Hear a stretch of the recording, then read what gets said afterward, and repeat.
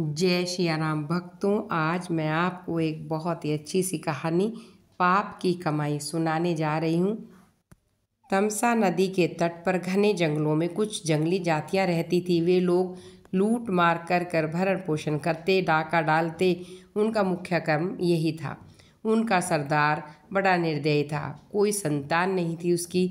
उसके कारण उसकी पत्नी बहुत दुखी रहती थी। एक दिन अपने पति से कहती है, तुम डाकुओं के सरदार हो, लूट पाट कर इतना धन लाते हो, पर हमारे बाद इसे कोई खाने वाला नहीं है। इस पाप की कमाई का क्या करोगे? उसको दुख क्यों मनाती हो? अभी तक राहगीरों को ठगता लूटता हूँ, उनका धन छीनता हूँ। किसी दिन कोई बालक लूट कर ले आऊँगा और तुम्हारी गोद भी मैं भर दूँगा।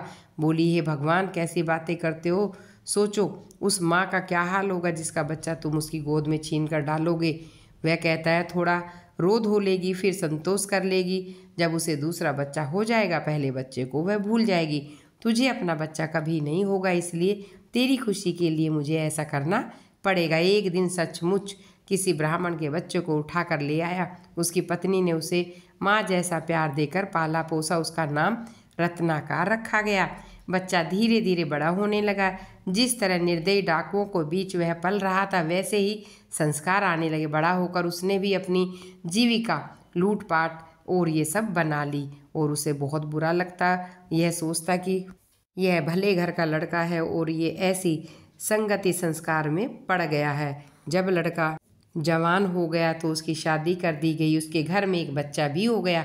उन घने जंगलों में से जो भी यात्री जाते वह उनका धन ले आता था।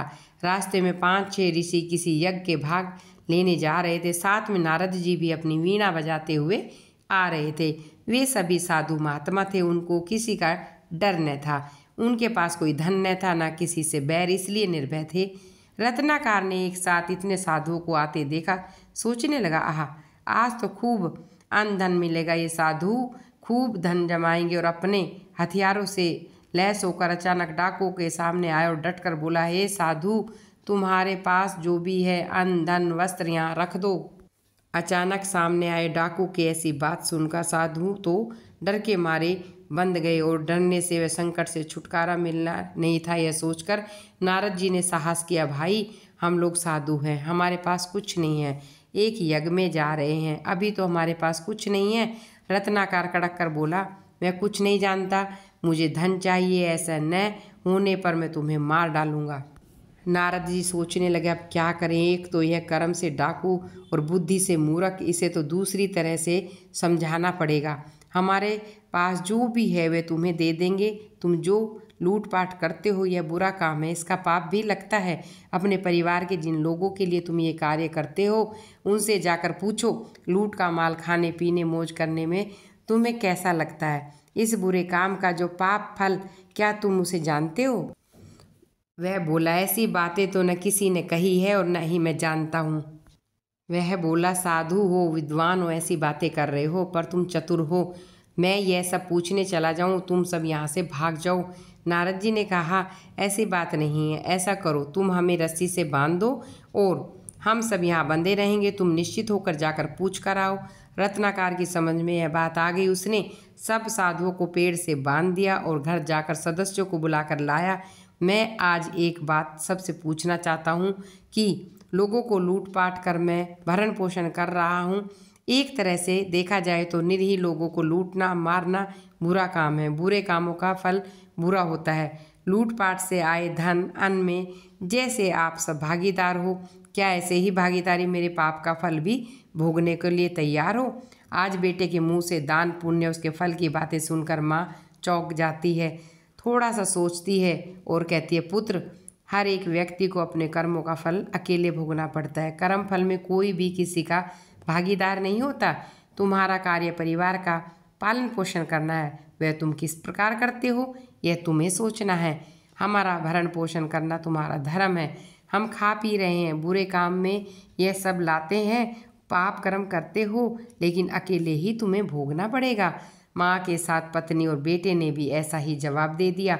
सुनकर वह आंखें उसकी खुली की खुली रह गई। वह भागकर साधुओं के पास आया, माँ, पत्नी तथा बेटे का उत्तर बताया। नारद जी ने कहा, देखो, पाप कर्म के फल में कोई साथी नहीं होता, इसलिए अपना जीवन नष्ट मत करो, यह सब छोड़कर अच्छे कार्य करने शुरू कर दो।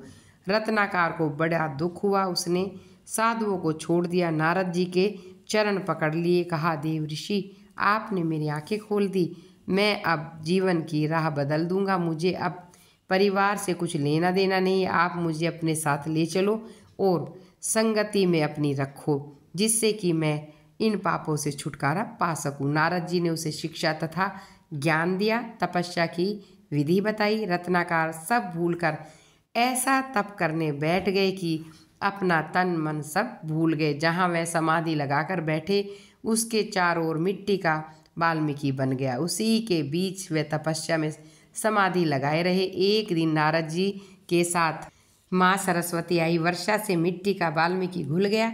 रत्नाकर की समाधि भंग कर नारद जी ने कहा, रत्नाकर उठो, तुम्हारी साधना तपस्या सफल हो चुकी है। वीणा वादनी सरस्वती तुम्हें महाकाव्य लिखने की प्रतिभा प्रदान करने आई है। अब तुम्हारा नाम वाल्मीकि से प्रकट होने के कारण वाल्मीकि होगा, समझो तुम्हारा पुनर्जन्म हुआ है। वाल्मीकि ने नारद जी को और माँ सरस्वती जी को प्रणाम किया। उन्होंने आगे चलकर भगवान राम के जीवन पर रामायण लिखी और वाल्मीकि रामायण नाम से प्रसिद्ध है। जय सिया राम। आज की वीडियो में बस इतना ही।